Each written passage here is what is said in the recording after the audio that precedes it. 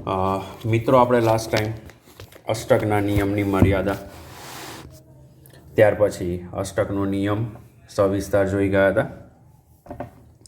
હવે ત્યારબાદ આપણે બીજા ટોપિક પર જઈએ છીએ, આયનીય અથવા તો વિદ્યુત સહસંયોજક બંધ.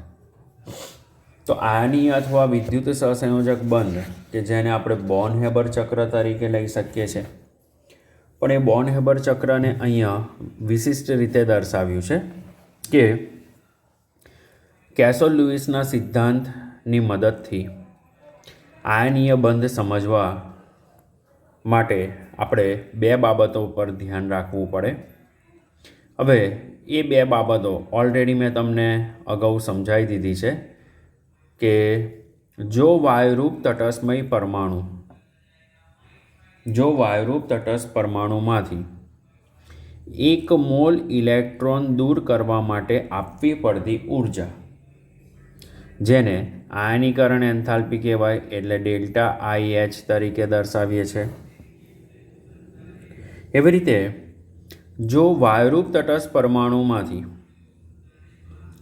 1 મોલ ઇલેક્ટ્રોન ઉમેરતી વખતે થતો ઉર્જાનો ફેરફાર કે જેને આપણે ડેલ્ટા EG, જેને ઇલેક્ટ્રોન પ્રાપ્તિ એન્થાલ્પી કહીએ છીએ, અને આ આયનીકરણ એન્થાલ્પી ખાસ કરીને ધન આયન બનાવવાની વૃત્તિ ધરાવે છે. એટલે ધન આયન જનરલી કોણ ધરાવશે તો કે ધાતુ પરમાણુ.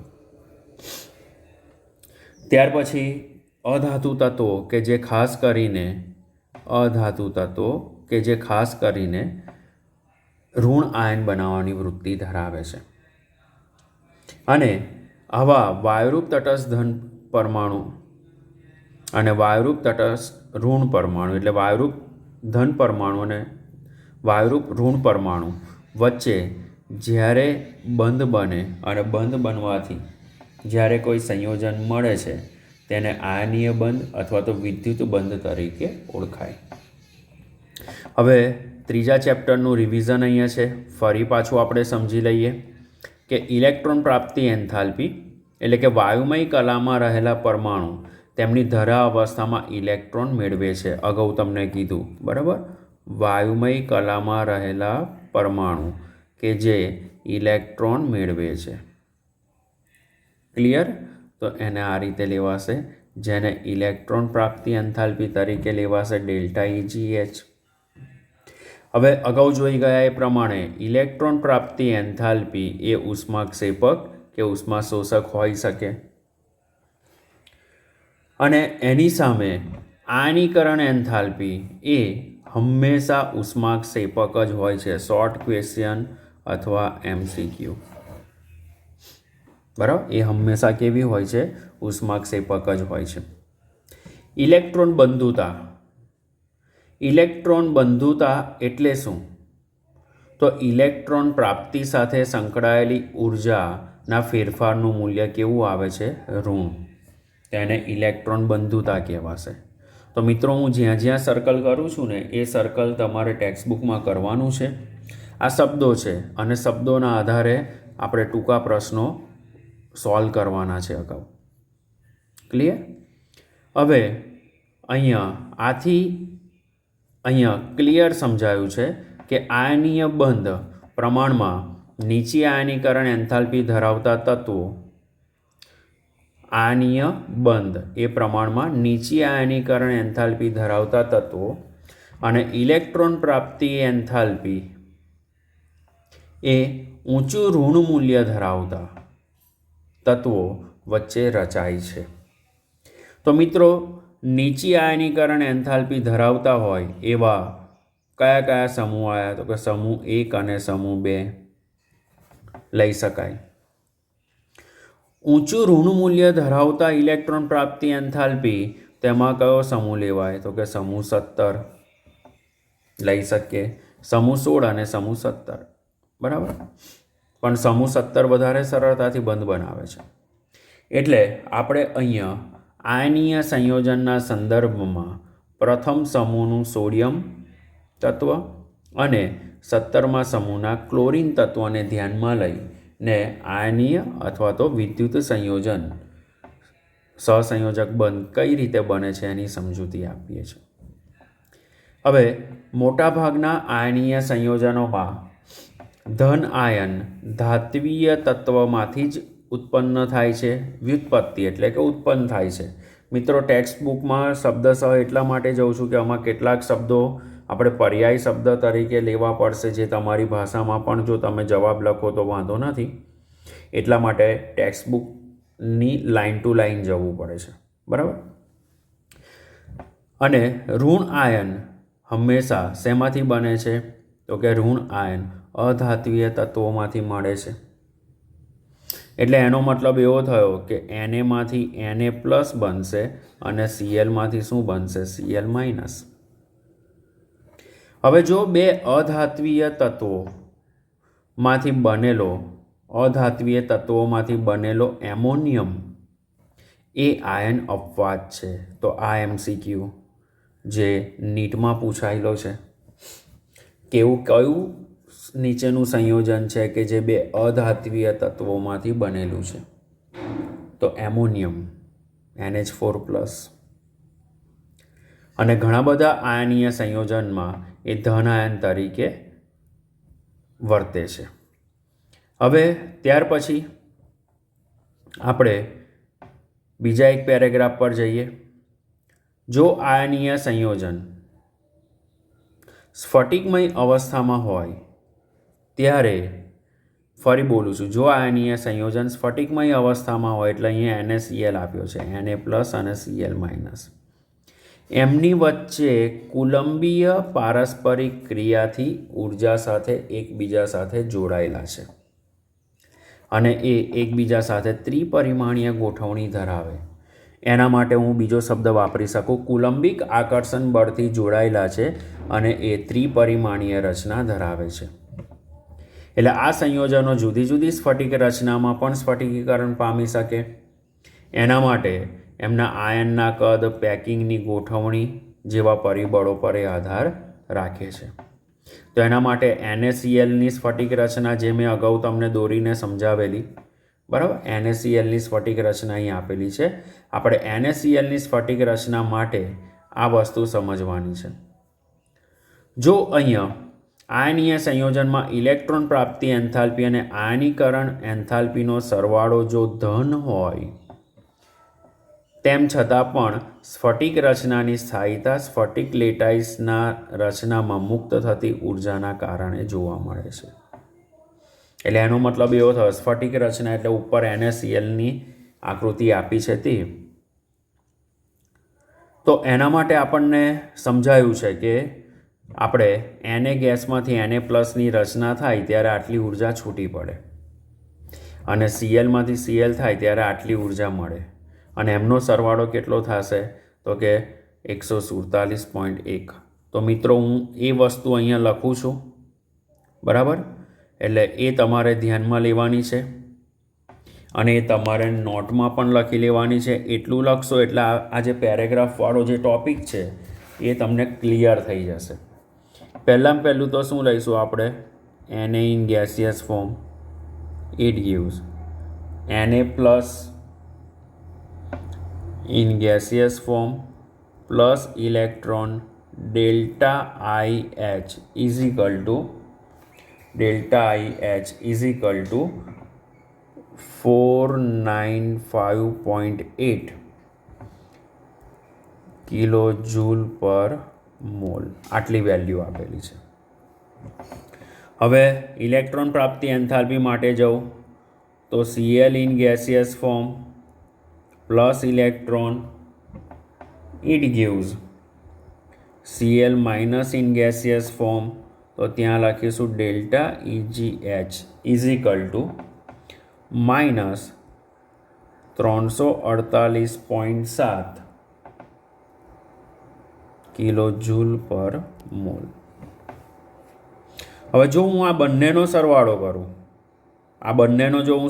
કરીશ તો એ બંનેનો સરવાળો કરતાં મને મળશે શું? તો કે મિત્રો, તમે અહીંયા જુઓ તો આ Cl, આ ઇલેક્ટ્રોન જતા રહેશે એટલે મને પરિણામી જે સમીકરણ મળે છે એ શું મળશે? તો કે બંનેનો સરવાળો કરીએ તો NaCl, બરાબર. એટલે અહીંયા હું આ રીતે લઉં છું NaCl માટે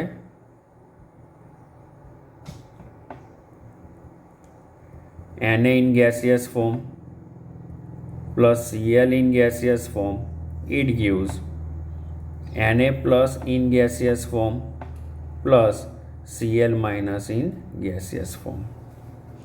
મિત્રો અહીંયા તમે જોશો તો પહેલું તો અહીંયા મેં ડાયરેક્ટ આયનીકરણ એન્થાલ્પી પર ગયો અને ઇલેક્ટ્રોન પ્રાપ્તિ એન્થાલ્પી પર ગયો, બરાબર. પણ આ વસ્તુ પછી અહીંયા મને શું મળ્યો? Na પ્લસ અને Cl માઇનસ. તો Na પ્લસ Cl માઇનસ ભેગા થાય પ્લસ Cl માઇનસ બંને ગેસિયસ ફોર્મ ભેગા થઈને શું બનાવે છે? NaClનો સ્ફટિક બનાવે છે.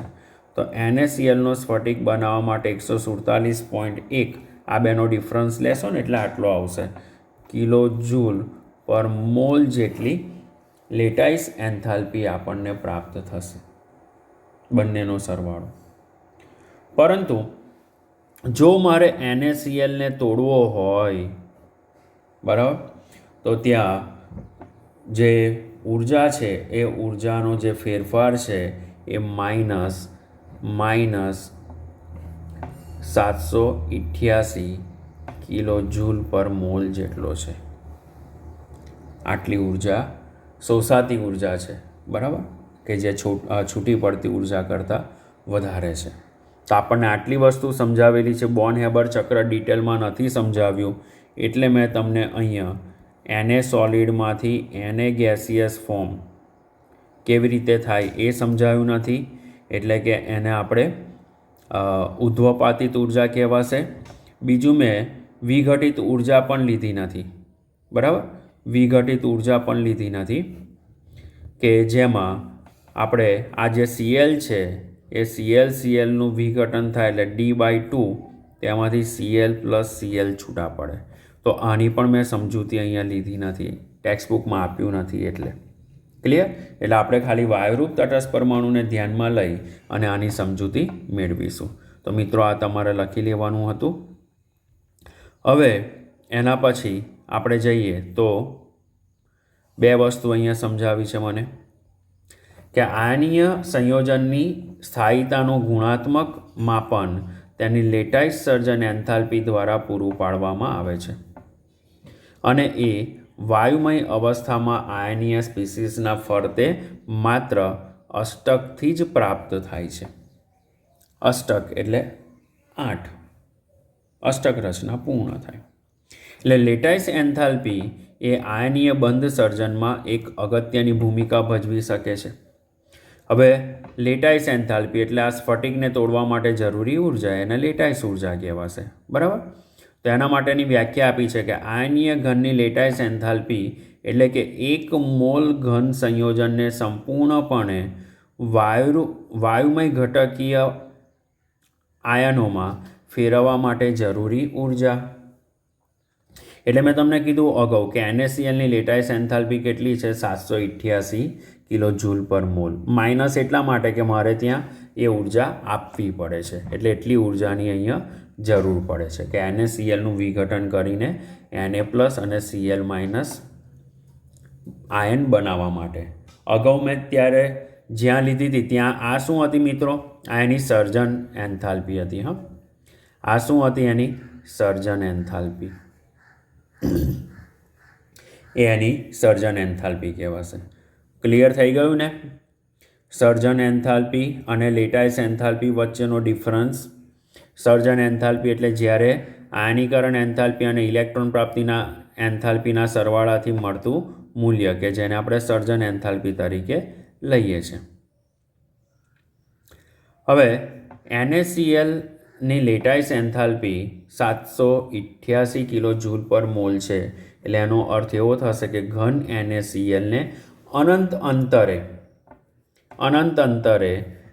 Na પ્લસ અને Cl માઇનસ વાયુમય ઘટકોને દૂર કરવા માટે જરૂરી ઉર્જા, એનો મતલબ એવો થશે.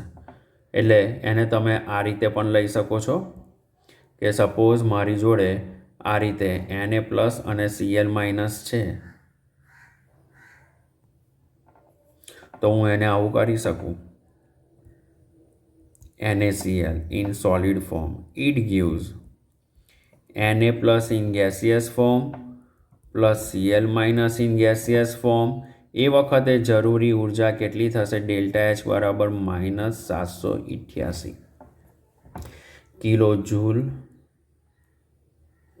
કિલોજૂલ પર મોલ. હવે મિત્રો અહીંયા આગળ માઇનસ ચિહ્ન શેનો નિર્દેશ કરે છે? તો કે પ્રક્રિયા દરમિયાન ઉર્જા આપવી પડે છે એનો નિર્દેશ કરે છે. બરાબર? એટલે કન્ફ્યુઝ થતા નહીં. એટલે આ અસમાન ભારવાળા આયનો વચ્ચે જ્યારે આકર્ષણ અને સમાન ભારવાળા આયનો વચ્ચે અપાકર્ષણ થાય છે. મિત્રો આ ખાસ અસમાન ભાર એટલે શું? તો કે પોઝિટિવ અને નેગેટિવ વચ્ચે આકર્ષણ થાય, અને સમાન ભાર તો કે પોઝિટિવ અને નેગેટિવ વચ્ચે શું થશે? તો કે અપાકર્ષણ થશે. એટલે જ્યારે અહીં આગળ ઘન સ્ફટિકની રચના શક્ય બને ત્યારે ઘન સ્ફટિકની રચનામાં માત્ર આકર્ષણ અને અપાકર્ષણ બળો જ જોવા મળે છે, અને એમની વચ્ચે પારસ્પરિક ક્રિયા થવાથી લેટાઇસ એન્થાલ્પી સીધી જ ગણી શકાશે નહીં, કારણ કે એમને ભૂમિતિ સાથે સંકળાયેલા પરિબળોનો પણ ત્યાં આગળ ધ્યાનમાં લેવા પડે છે. એટલે એના માટે આપણે ધોરણ 12માં પહેલું ચેપ્ટર ભણીશું કે લેટાઇસ એન્થાલ્પી માટે કયા પરિબળો જવાબદાર છે. બરાબર? તો એ આપણે 12મા ધોરણમાં સમજીશું. ચાલો હવે બંધના પ્રાચલો. તો બંધના મુખ્યત્વ રીતે જોઈએ તો પ્રાચલોમાં બંધ લંબાઈ, બંધ કોણ, બંધ એન્થાલ્પી, બંધ ક્રમાંક અને સંસ્પંદન, બંધની ધ્રુવીયતા જેવા જુદા જુદા 6 પ્રાચલોનો સમાવેશ થાય છે. બરાબર? કેટલા પ્રાચલોનો સમાવેશ થાય છે? કુલ 6. બંધ લંબાઈ, બંધ કોણ, બંધ એન્થાલ્પી, બંધ ક્રમાંક અને સંસ્પંદન રચના. તો આપણે હાલમાં અત્યારે જુદા જુદા પ્રાચલો જે આપ્યા છે એમાંથી પહેલો પ્રાચલ લઈએ, બંધ લંબાઈ. તો બંધ લંબાઈ એ સામાન્ય રીતે આપણે કોની વચ્ચે વ્યાખ્યાયિત કરી શકીએ? ત્યાં કે અણુમાં જોડાયેલા 2 પરમાણુના કેન્દ્ર વચ્ચે સંતુલિત અંતરને બંધ લંબાઈ કહીએ છીએ. અગાઉ બંધ લંબાઈ આપણે જોઈ પણ ગયા. બંધ લંબાઈ શેના વડે નક્કી કરવામાં આવે છે? તો કે 1 વર્ણપટ દર્શકીય પદ્ધતિ, 2 ક્ષકિરણ વિવર્તન પદ્ધતિ, 3 ઇલેક્ટ્રોન વિવર્તન પદ્ધતિ વડે નક્કી કરવામાં આવે છે. હવે એટલે આ જુદી જુદી ટેકનિકનો ઉપયોગ આપણે બીજા ઉપરના ધોરણમાં કરીશું. અત્યારે પરમાણુની જોડ કેવી રીતે એકબીજા સાથે જોડાય છે તેની સમજૂતી લઈએ. તો એ સમજૂતીમાં આપણે પહેલાં સહસંયોજક બંધને ધ્યાનમાં લેવાનું છે અને એના આધારે સહસંયોજક ત્રિજ્યાને ધ્યાનમાં લઈશું. બરાબર? તો પહેલાં આપણે જઈએ છીએ સહસંયોજક ત્રિજ્યા. ક્લિયર? હવે સહસંયોજક ત્રિજ્યાની અંદર એની વ્યાખ્યા લઈએ. સહસંયોજક ત્રિજ્યા એટલે શું? તો કે બંધિત અવસ્થામાં કોઈ પરમાણુના કોર જે સંલગ્ન પરમાણુના કોર સાથે સંપર્કમાં હોય તેમની ત્રિજ્યા પરથી સહસંયોજક ત્રિજ્યા માપવામાં આવે છે. અને સમાન અણુમાં સહસંયોજક બંધથી જોડાયેલા 2 સમાન પરમાણુઓ વચ્ચેનું અંતર કેવું થશે? અડધું થશે. બરાબર? હવે મિત્રો એના માટે આપણે આજે સહસંયોજક ત્રિજ્યા સમજવાની છે. એના માટે ટેક્સ્ટબુકમાં જે ઉદાહરણ આપ્યું છે આપણને 4.1 એ ક્લિયર કરું. દાખલા તરીકે મારી જોડે કોઈ એક અણુ છે, સહસંયોજક અણુ. એ સહસંયોજક અણુ કયા પ્રકારનો છે? AB પ્રકારનો. કયા પ્રકારનો છે? AB પ્રકારનો અણુ. હવે એમાં ક્લિયર કર્યું છે કે એ પ્રકારના અણુની જે ત્રિજ્યા છે એ આર એ અને બી પ્રકારના અણુની જે ત્રિજ્યા છે એને આર બી લઈશું. એના પરથી અણુની કુલ ત્રિજ્યા R is equal to R A plus R B. એટલે ત્રિજ્યાનો સરવાળો થશે capital R. Capital R A શું દર્શાવે છે? બંધની ત્રિજ્યા દર્શાવશે. બરાબર. એટલે આર એ કોઈ એક અણુની ત્રિજ્યા, આર બી એ બીજા અણુની ત્રિજ્યા અને કેપિટલ આર એ શું કહેવાશે? બંધ ત્રિજ્યા તરીકે લેવાશે. એની ત્રિજ્યા અને આ બીની ત્રિજ્યા. ક્લિયર? હવે આપણે સહસંયોજક ત્રિજ્યા, હવે એવું સમજો કે તમારી જોડે જે અણુ રહેલા છે એ અણુ કે જેનો આકાર જુદો જુદો છે, તો કે આ એ અણુ માટે લઉં છું. હવે એની જોડે જોડાયેલો જે સંલગ્ન અણુ છે, બરાબર, એ બી, તો બીનું કદ મોટું છે. બીનું કદ કેવું થશે? મોટું. ક્લિયર? હવે આ એનું પરમાણ્વીય કેન્દ્ર અને આ બીનું પરમાણ્વીય કેન્દ્ર, બરાબર. આ કયો અણુ છે? આ બી. એ અને બીનું પરમાણ્વીય કેન્દ્ર. તો એ બે પરમાણ્વીય કેન્દ્રથી અડધું અંતર આપણે લેવાનું થાય. આ રીતે અડધું અંતર. બરાબર. એટલે હવે હું એ અને બી ના કેન્દ્ર વચ્ચેનું જે અંતર છે, બરાબર, એને શું કહીશ? તો કે કેપિટલ આર કહીશ. એને શેના તરીકે લઈશું આપણે? કેપિટલ આર તરીકે લઈશું. આને કેપિટલ આર. આ જે ત્રિજ્યા આવી એને શું કહીશું? આર એ. એટલે એ અંતર આની વચ્ચેનું આવશે, આ બે વચ્ચેનું. આ અંતર કયું થશે? તો કે આર એ. એવી રીતે આ બે વચ્ચેનું જે અંતર આવશે, આ બે અંતર, એ કયું આવશે? તો કે આર બી. બરાબર. તો એ જે ત્રિજ્યા છે એને શું લઈશ? R B. એટલે હવે મારી જોડે જે કુલ ત્રિજ્યા મળી કેપિટલ આર, તો શું મળી? R A plus R B. Clear? તો આને શું કહેવાશે? સહસંયોજક ત્રિજ્યા.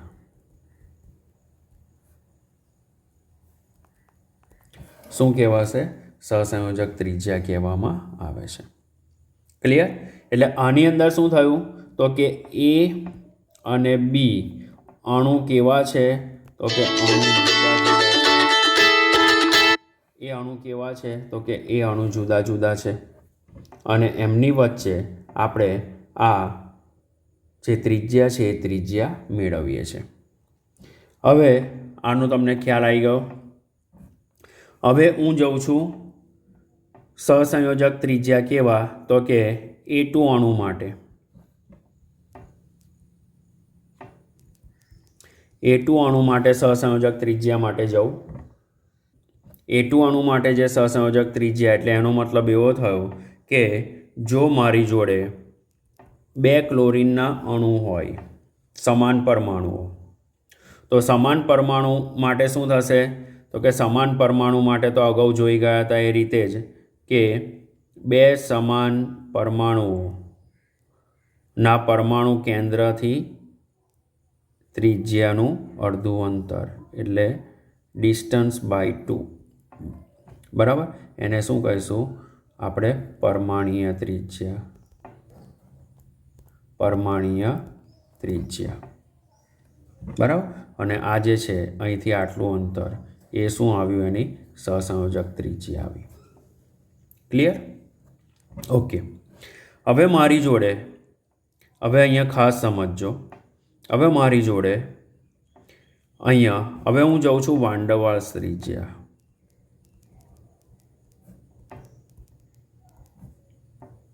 હવે પહેલું તો મારે તમને સમજાવવું પડે કે વાન ડર વાલ્સ બંધ.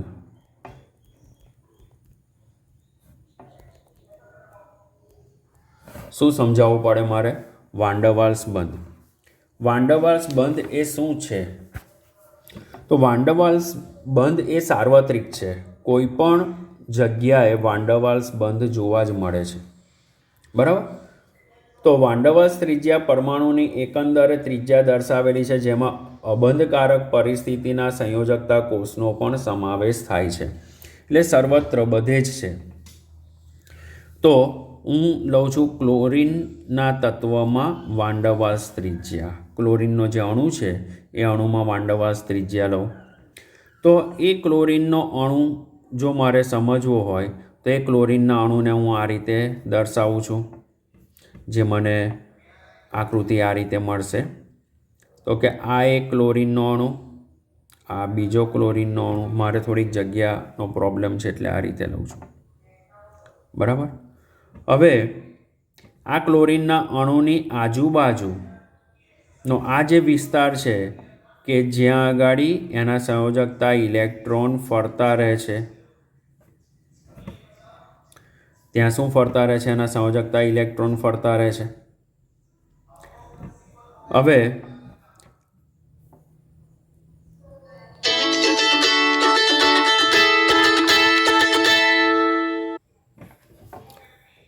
ચાલો હવે સમાન પરમાણુઓ વચ્ચે જ્યારે બંધ બનવાનો હોય ત્યારની વાત આપણે કરીએ. ત્યારે જોવા મળતી સહસંયોજક અને વાંડરવાલ્સ ત્રિજ્યાની સમજૂતી લઈએ છીએ. તો એના માટે હું તમને ક્લિયર કરું છું કે સપોઝ મારી જોડે આ રીતે સમાન કદ ધરાવતા ક્લોરીનના બે પરમાણુઓ છે. એ પરમાણુની બહારની બાજુએ ઇલેક્ટ્રોન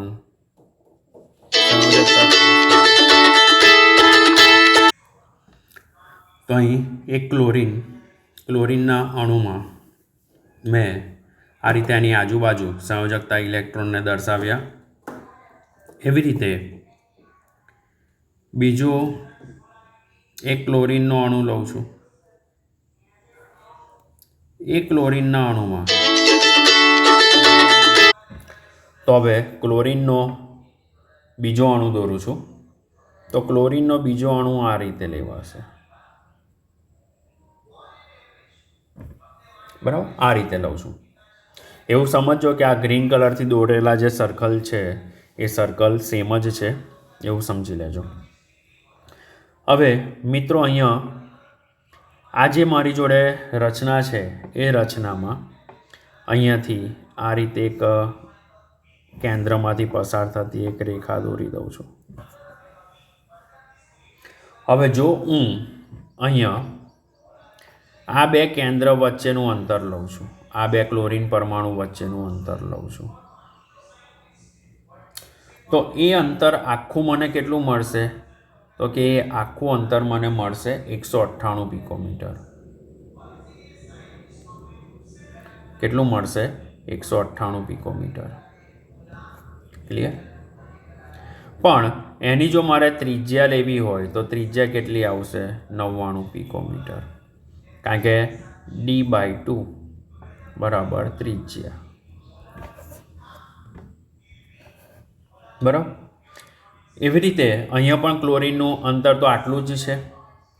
હવે હું આ બે કેન્દ્રો વચ્ચેનું અંતર લઈશ મિત્રો, આ બે કેન્દ્રો વચ્ચેનું અંતર.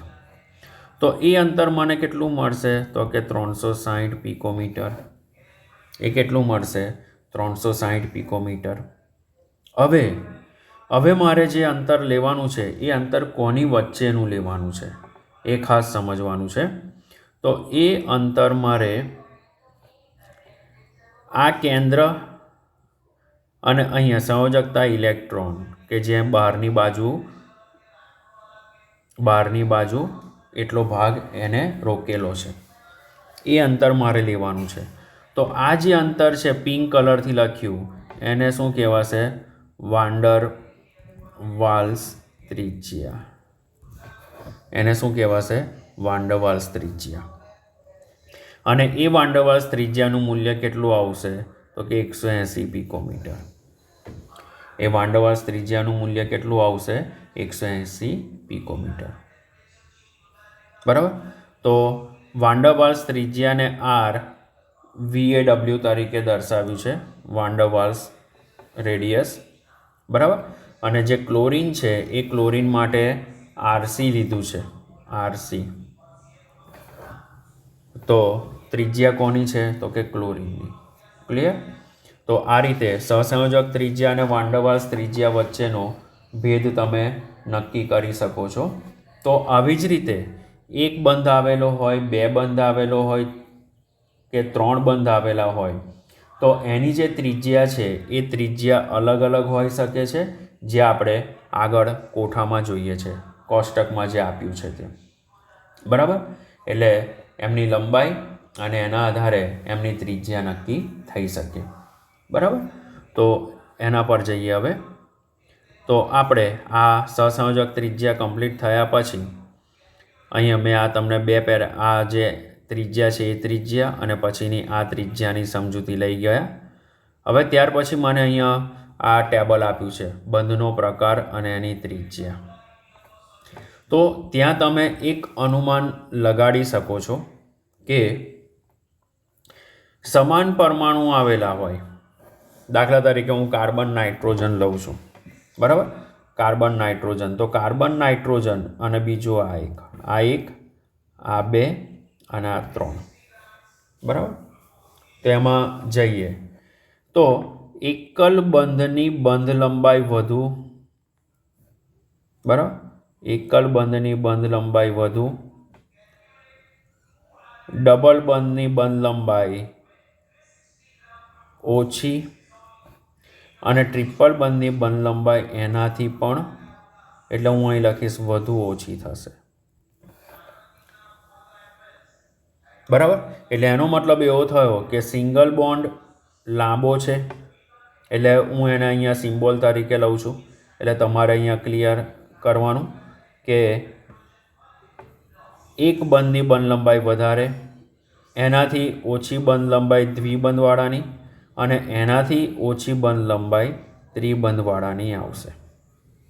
મૂલ્ય મોડે કરવાની જરૂર નથી, પણ તમને કહી દે કે કાર્બન અને નાઇટ્રોજન વચ્ચે રહેલા એકલ, દ્વિ અને ત્રિબંધની બંધ લંબાઈના ચડતા કે ઉતરતા ક્રમમાં એને ગોઠવો.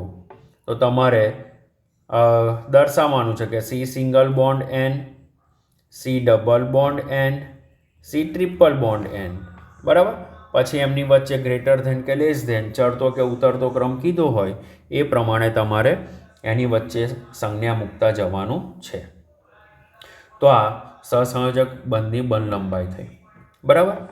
ઓકે. હવે બંધ કયા પ્રકારનો છે એના આધારે. હવે એના પછી આપણને આપ્યું છે નીચે અણુની બંધ લંબાઈ. બરાબર. તો એ અણુની બંધ લંબાઈ પણ આ રીતે દર્શાવેલી છે. તો તમે એઝ્યુમ કરશો તો એક જ પરમાણુમાં, તો ખાસ કરીને હું અહીંયા હાઇડ્રોજન હેલાઇડ સંયોજનની વાત કરું તો હાઇડ્રોજન હેલાઇડમાં હાઇડ્રોજનનું કદ અને આ ફ્લોરિનનું કદ. બરાબર. આ ફ્લોરિનનું કદ, એમની બંધ લંબાઈ. પછી એવી રીતે હાઇડ્રોજન અને પછી અહીંયા જવું તો ક્લોરીન. તો તમે જોઈ શકો છો કે અહીંયા એક જ કક્ષા છે. હાઇડ્રોજનની એક કક્ષા, પેલી બાજુ બે કક્ષા આવી. પછી જવું હાઇડ્રોજનની એક કક્ષા, પેલી બાજુ કેટલી કક્ષા આવી? 3 કક્ષા આવી. તો બંધ લંબાઈ વધતી જાય છે. તો તમે જોઈ શકો છો HFની બંધ લંબાઈ ઓછી, HClની એનાથી વધારે, HBrની એનાથી વધારે અને HIની એનાથી વધારે. તો આવો ક્રમ પણ તમને પૂછી શકે છે. બરાબર. હવે પછી તમને એવો પ્રશ્ન પૂછાય કે સપોઝ Cl2F2 અને Br2માં બંધ લંબાઈ જણાવો. તો ત્યાં પણ બીજી કક્ષાનો પરમાણુ છે. ફ્લોરિન એ કયો છે? બીજી કક્ષાનો પરમાણુ. ક્લોરીન એ ત્રીજી કક્ષાનો પરમાણુ, બ્રોમિન એ ચોથી કક્ષાનો પરમાણુ અને આયોડિન એ 5મી કક્ષાનો પરમાણુ. તો ક્રમશઃ એમનું જે મૂલ્ય છે બંધ લંબાઈનું મૂલ્ય વધતું જાય છે. તો આ આપણે બંધ લંબાઈની સમજૂતી મેળવી ગયા. ક્લિયર? ઓકે. હવે આ બંધ લંબાઈ તમને ખબર પડે. ત્યાર પછી આગળ એક ટોપિક લઈ લઉં છું કે એમાં બંધ એન્થાલ્પી, કારણ કે આને સિમિલર છે. બંધ એન્થાલ્પી એટલે શું? તો તમે કહેશો કે સર જે લાંબી લાકડી છે એને તોડવા માટે ઉર્જા ઓછી જોઈએ, જેમ જેમ લાકડી ટૂંકી થતી જાય તેમ તેમ ઉર્જા વધતી જશે, બંધ તોડવા માટેની જરૂરી ઉર્જા વધતી જશે. બરાબર? તો એના માટે હવે હું બંધ એન્થાલ્પી પર જાઉં છું. બંધ કોણ મેં બાકી રાખ્યો છે. બરાબર? એ બંધ કોણ પછી લઉં છું. વાયુમય અવસ્થામાં બે પરમાણુઓ વચ્ચે 1 મોલ બંધને તોડવા માટે જરૂરી ઉર્જાને બંધ એન્થાલ્પી તરીકે લેવાય. બંધ એન્થાલ્પીનો એકમ કયો છે? કિલો જૂલ પર મોલ છે. તો હાઇડ્રોજન વચ્ચે બંધ, હવે તમે બંધ લંબાઈનું મૂલ્ય જોતા જાઓ તો ત્યાં હાઇડ્રોજનની બંધ લંબાઈનું મૂલ્ય સૌથી ઓછું છે, ખાલી 74 પિકોમીટર છે. કેટલું છે? 74 પિકોમીટર. તો એને બંધ તોડવા માટે વધારે ઉર્જાની જરૂર પડે. ઓક્સિજન માટે જશો તો ઓક્સિજન માટેની બંધ લંબાઈનું મૂલ્ય કેટલું આવે છે O2 માટે? તો કે O2 માટે આવે છે 121 પિકોમીટર. તો એનું જે મૂલ્ય છે એ ડબલ બોન્ડ આવ્યા. બરાબર? તે બંધ તોડવા માટે વધારે ઉર્જાની જરૂર પડી, એટલે 498 કિલો જૂલ પર મોલ. અને જો નાઇટ્રોજન લઉં તો નાઇટ્રોજનમાં તો વળી એનથી વધારે. કેમ? તો કે ટ્રિપલ બોન્ડ છે. બરાબર? એટલે ત્યાં આગળ વધારે બંધ ઉર્જાની જરૂર પડે. એટલે અહીંયા સિંગલ બોન્ડ, ડબલ બોન્ડ અને ટ્રિપલ બોન્ડમાં આપણે જઈએ તો બંધ ઉર્જાનું મૂલ્ય વધતું જાય છે. ક્લિયર? ઓકે. ત્યાર પછી આપણાને આપ્યું છે HCl માટે. તો HCl માટે મને બંધ ઉર્જાનું મૂલ્ય શું આપ્યું છે? તો કે બંધ એન્થાલ્પી 431 કિલો જૂલ પર મોલ. ત્યાર પછી બહુપરમાણીય અણુમાં બંધ લંબાઈનું માપન ખૂબ જ જટિલ છે. બરાબર? એટલે આપણે હવે પહેલાં આપણે લઈએ તો H2Oની બાબતમાં લઈએ તો H2Oની બાબતમાં બંધ તોડવા માટેનું જે મૂલ્ય છે એ જુદું જુદું છે. સપોઝ હું H2O લઉં છું, H2O in gaseous form, it gives hydrogen plus OH, એટલે hydrogen in gaseous form plus OH in gaseous form. તો ડેલ્ટા H1 તેનું મૂલ્ય કેટલું થશે? 502 કિલો જૂલ પર મોલ.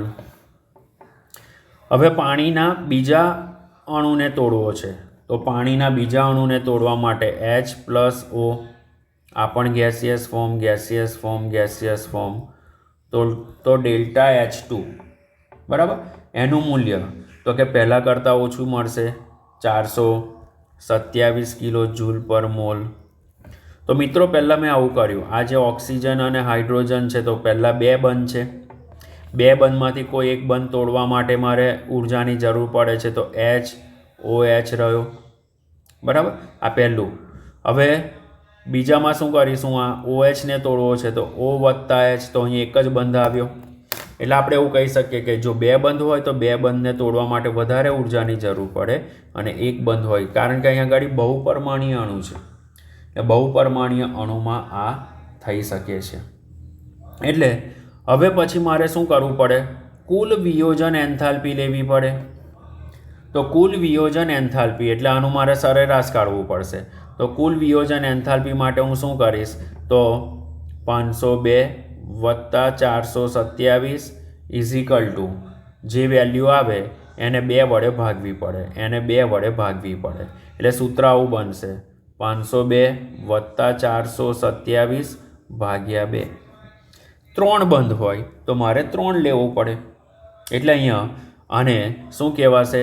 તો કે આ જે મૂલ્ય સમજાયું એ સરેરાશ બંધ એન્થાલ્પી કહેવાશે. શું કહેવાશે? સરેરાશ બંધ એન્થાલ્પી. ક્લિયર? તો આના આધારે તમને ક્લિયર થઈ જવું જોઈએ કે બંધ લંબાઈ અને બંધ એન્થાલ્પી વચ્ચે કેવો સંબંધ છે. એવી રીતે મેં તમને વાન ડર વાલ્સ ત્રિજ્યા અને સહસંયોજક ત્રિજ્યાની સમજૂતી આપી, બંધ લંબાઈ સમજાવ્યું, લેટાઇસ એન્થાલ્પી સમજ્યા અને આયનીય અને વિદ્યુત બંધની સમજૂતી મેળવી. તો આમ આજે મેં 4 ટૉપિક કવર કર્યા છે. એ 4 ટૉપિક તમારે તૈયાર કરવાના છે. હવે નેક્સ્ટ ટાઈમ આપણે બંધ કોણ, બંધ ક્રમાંક અને સંસ્પંદન રચનાઓ પર જઈશું. બરાબર. Thank you.